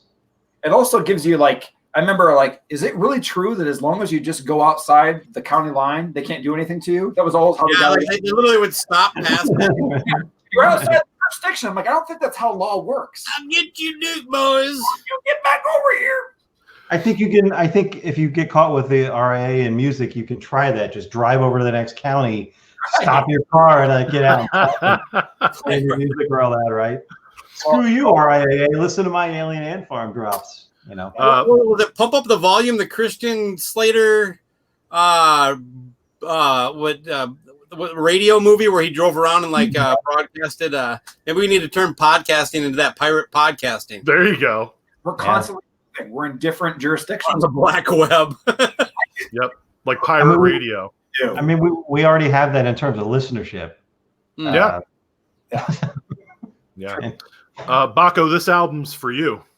Lisa Welchel. Yep. She was such a bitch.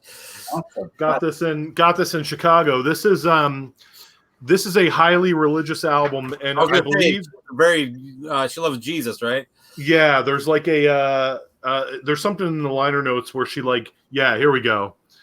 My heavenly Father, oh, how I long to be the apple of your eye. And then it's got some scripture numbers.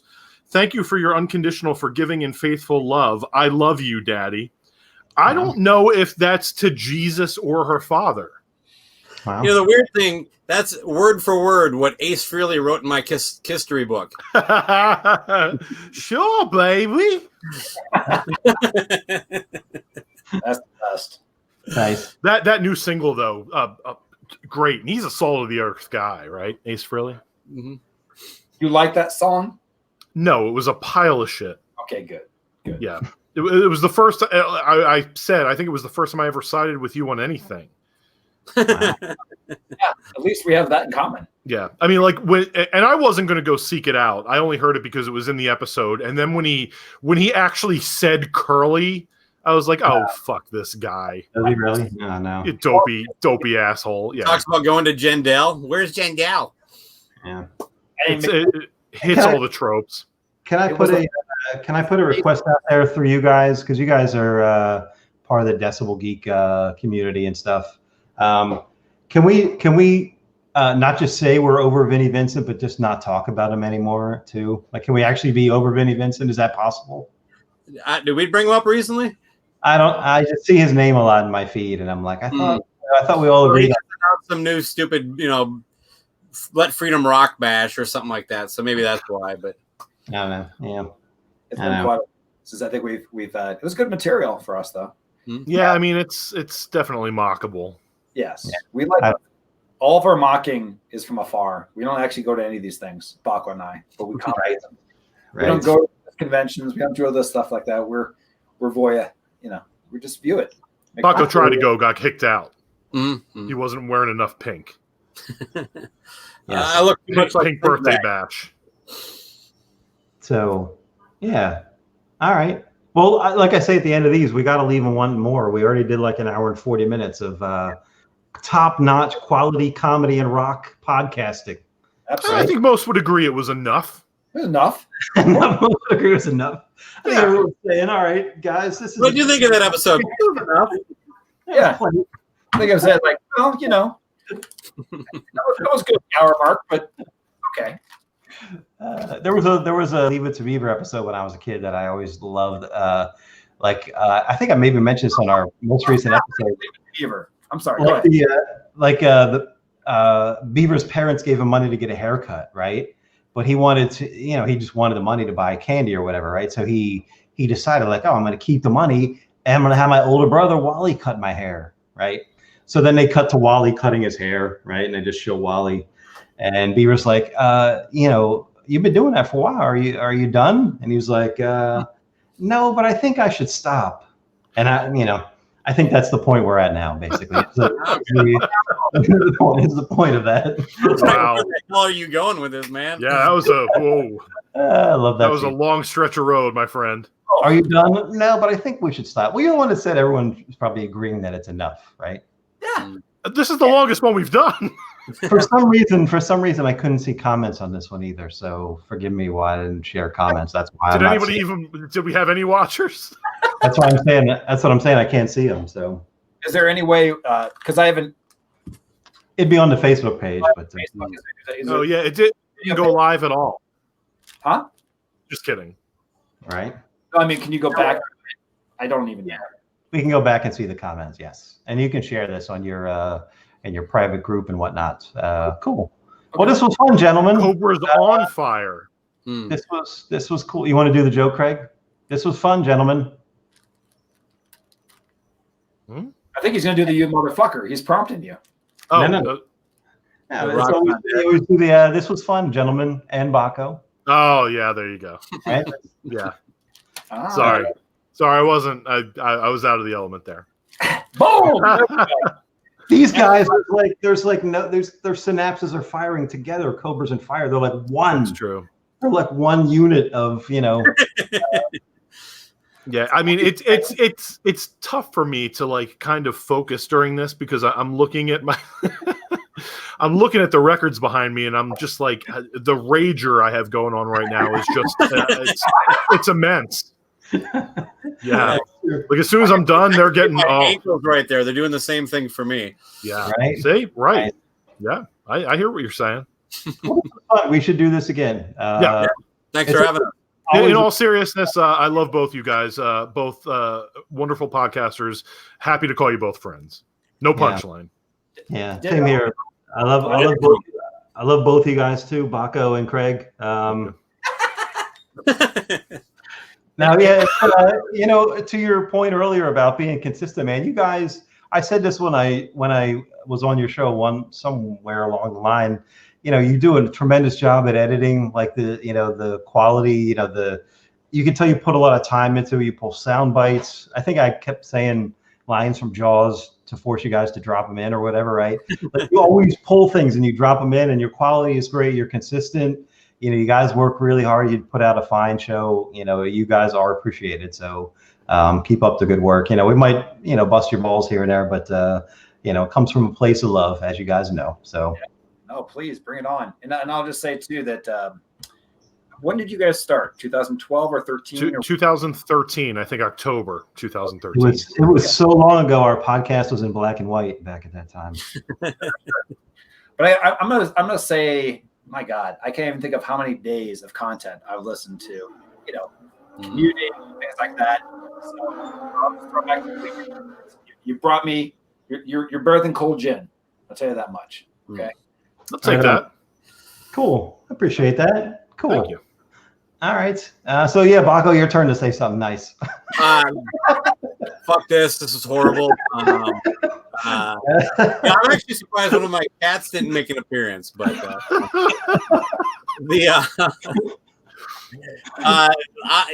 ditto on everything. It's all great. And there's other shows too that we met kind of all at the same time for both of us, and it is actually an extremely supportive community. It is exactly nothing like any other artistic endeavor I've been in, where everybody seems to want to just fuck you over and all this kind of stuff. I really haven't experienced that, except with Sonny Pooney. He's always trying to stab me in the back.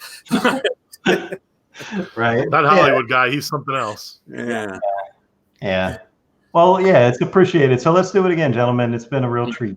And thank you, anyone that stuck around for an hour and 46. Apologies if we didn't get to your comments. That's the technical restriction on my part for some reason. So, but we send a you motherfucker to every one of you.